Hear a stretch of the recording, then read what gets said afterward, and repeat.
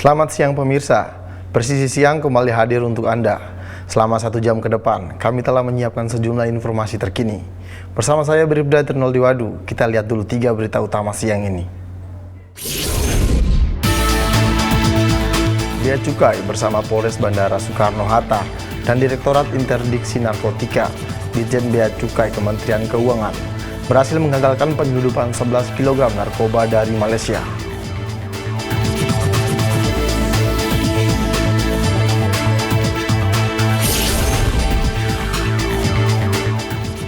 Wakapolresta Tangerang menghadiri kegiatan Tangerang Bersolawat di alun-alun Tiga Raksa pada Rabu lalu dalam rangkaian peringatan Hari Jadi ke-392 Kabupaten Tangerang.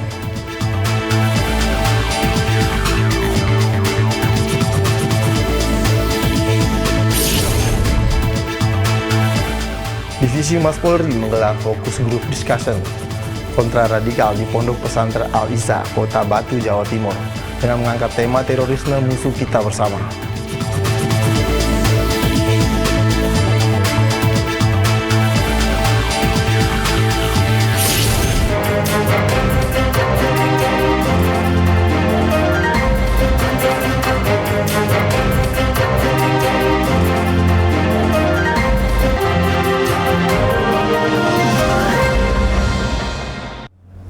Kita ke berita pertama. Bea Cukai bersama Polres Bandara Soekarno-Hatta dan Direktorat Interdiksi Narkotika Ditjen Bea Cukai Kementerian Keuangan berhasil menggagalkan penyeludupan 11 kg narkoba dari Malaysia. Narkotika ini dibawa oleh seorang warga negara Malaysia berinisial TLH dan telah ditetapkan sebagai tersangka. Kepala Kantor Bea Cukai Soeta, Gatot Sugeng Wibowo, dalam rilisnya bersama Polres Bandara Suta mengatakan narkoba dibawa pelaku dengan cara dibungkus menggunakan kemasan kopi. Petugas mulai mencurigai barang yang dibawa pelaku hingga akhirnya koper berisi narkotika tersebut diperiksa oleh petugas Bea Cukai di Terminal 2F. Gatot mengatakan TLH diketahui membawa 2 barang berupa koper dan ransel. Petugas kemudian melakukan pemeriksaan dengan narkotes dan pelaku didapati positif MDMA. Pihak Bea Cukai juga melakukan tes urin terhadap TLH dan hasilnya positif narkoba. Kepada petugas Bea Cukai Soekarno-Hatta, TLH mengaku dijanjikan imbalan Rp5.000 atau setara dengan 17 juta rupiah. Gatot menyebutkan bahwa barang bukti 11 kg narkoba dan tersangka telah diserah terimakan kepada Polresta Bandara Soekarno-Hatta guna penyelidikan lebih lanjut. Tersangka mengaku pertama kali datang atau kegiatan ini di Indonesia dan dijanjikan upah sebesar ringgit Malaysia yaitu Rp5.000 atau senilai 17 juta rupiah. Dari pemeriksaan alat komunikasi tersangka diketahui tersangka dikendalikan oleh seseorang berinisial P yang diduga berada di Malaysia.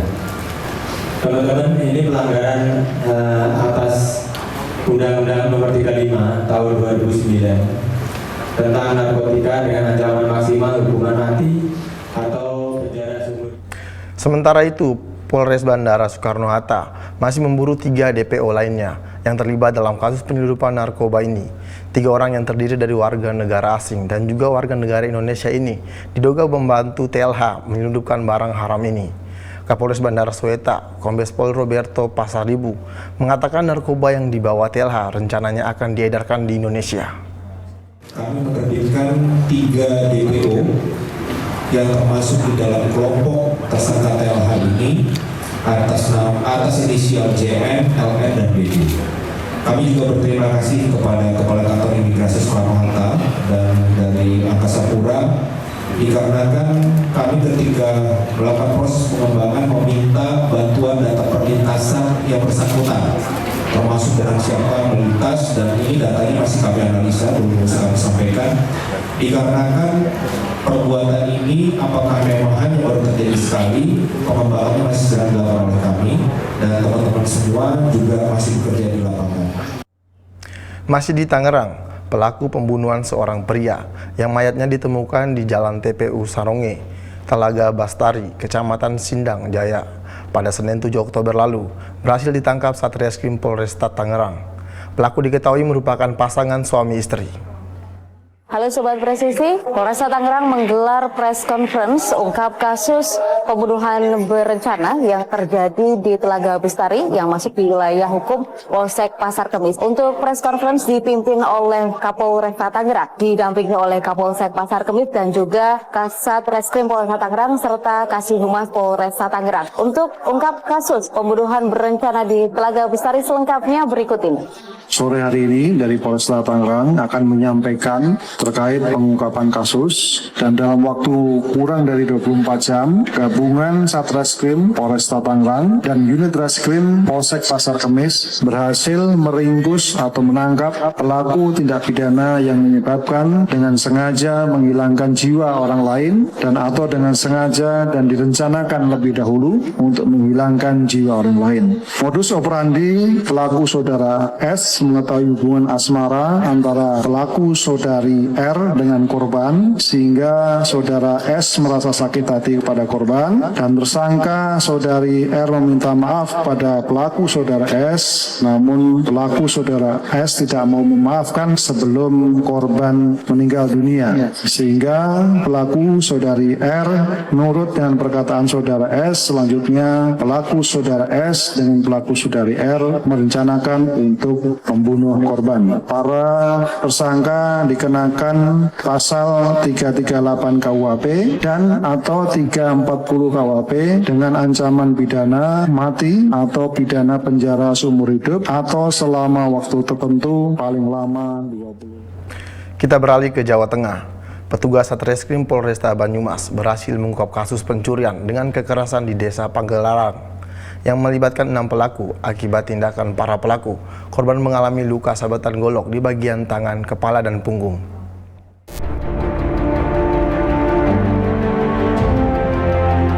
TKP atau tempat kejadian perkara di Desa Pageralang, RT 02 12 Kecamatan Kemeranjen, Kabupaten Banyumas.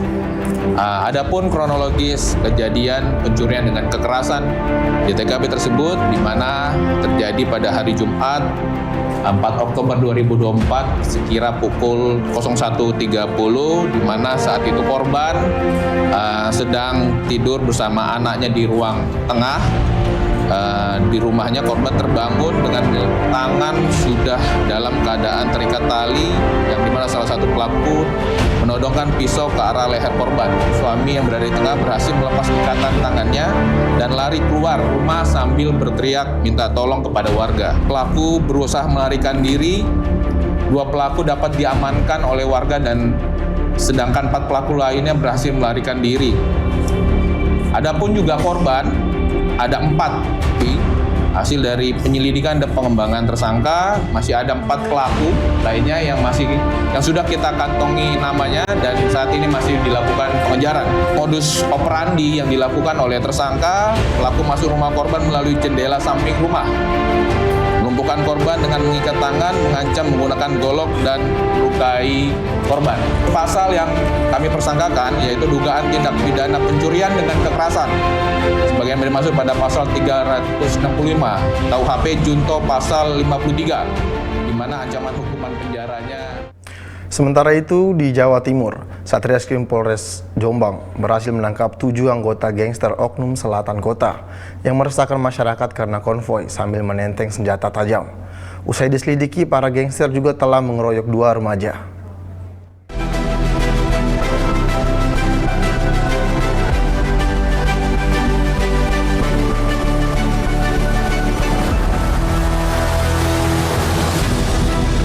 Awalnya mereka ini berjanjian untuk terjadinya keributan antara geng, namun salah satu geng ini memberikan informasi bahwa geng tersebut telah kembali, sehingga mereka yang masih berada di situ membuat keonaran.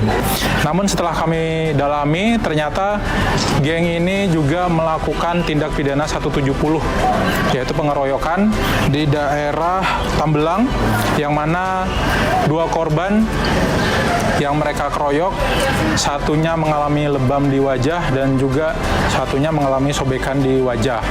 Kami mengamankan kurang lebih sekitar 6 orang, yang mana dari 6 orang tersebut 4 diantaranya pelajar, 2 putus sekolah, dan sebagian besar mereka masih di bawah umur. Untuk perguruan silat tidak ada kaitannya, pure mereka ini geng, mereka ini juga satu sekolah, sehingga proses ini selain kita terapkan pasal darurat terkait sajam, juga kita terapkan pasal 170 ayat 1 dan 2 KUHP, yang mana mereka bisa dijerat kurang lebih 5 tahun. Beralih ke kasus lainnya, Polres Jember berhasil membongkar jaringan pemalsuan dokumen lintas provinsi dengan menangkap 5 tersangka yang terlibat dalam kejahatan ini. Aparat juga mengamankan barang bukti berupa 120 dokumen palsu yang sudah ditertibkan. Kapolres Jember AKBP Bayu Pratama Gamunagi dalam keterangan persnya menjelaskan, para pelaku telah memalsukan berbagai dokumen resmi, mulai dari SIM, KTP hingga NPWP. Selain 120 dokumen palsu, Polres Jember juga mengamankan peralatan yang diduga untuk memasukkan dokumen seperti printer, komputer, alat pemotong, dan berbagai alat cetak lainnya. Kapolres Jember juga menyebutkan para pelaku memiliki peran yang berbeda-beda, mulai dari pemilik percetakan, pegawai percetakan, dan perantara yang mencari korban atau orang yang membutuhkan dokumen palsu. Kejahatan ini terungkap setelah salah satu korban datang ke Satpas Polres Jember untuk melaporkan kehilangan SIM. Usai dicek, korban diketahui belum pernah memiliki SIM yang tercatat dalam database resmi. Setelah ditelusuri lebih lanjut, korban mengakui bahwa ia mendapatkan SIM palsu melalui salah satu pelaku.